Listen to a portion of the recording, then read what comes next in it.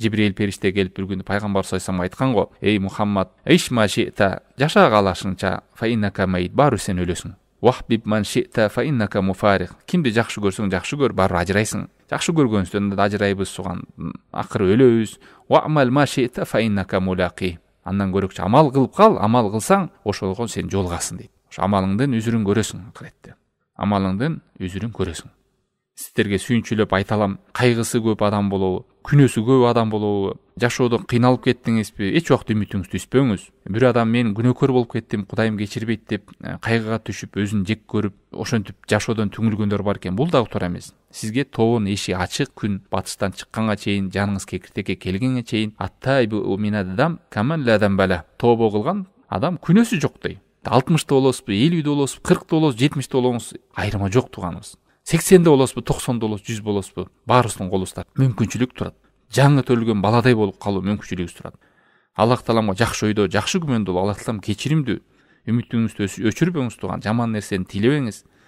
Керек болсо Аллах таалам ошол жашооңуздагы күнөөлөрдүн баардыгын соопко айландырып салат Аллах таалам. Аллах таалам Куранда айтат, Фуркан сүрө 70-аятта: "Илля ман таба ва амана ва амила амалан солиха." Ким тобо кылса, Аллахка иман келтирген болсо, солих амалды кылган болсо, фа улаика юбаддилуллаху сайатихим.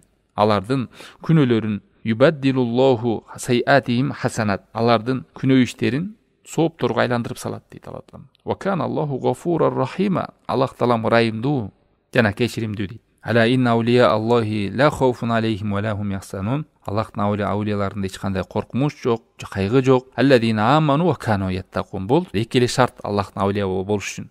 Оор эмес, Аллахка иман келтирүү жана такыбалык кылуу.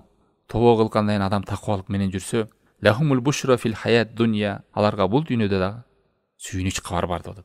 Ошон үчүн үмүтүбүздү үзбөйлү, жакшы абалда, тоодо Аллахка кайрылып, жакшылыкты тилеп, берекелүү өмүрдү тилеп, Аллахым өмүрүмө берекелүү өмүр бер. Эгерде жанагындай ызы чуу, фитна, азгырык көп болуп, бузулуп кетип, имандан ажырап калып, мына кээ бир адамдар башка динге өтүп кетип атат, динин таштап, имандан ажырап, азыр мына азгырыктын немеси ачылды бүт жактардан. Башты ары жакка сала бербеш керек. Аллах тааламдан хидаятты көп сураш керек. Ушул дүйнөдө иманды өтүп кетишти сураш керек. Көп дуа кылганда дагы жөн эле узун өмүр бер деп бербестен берекелүү өмүр деп сураңыздар.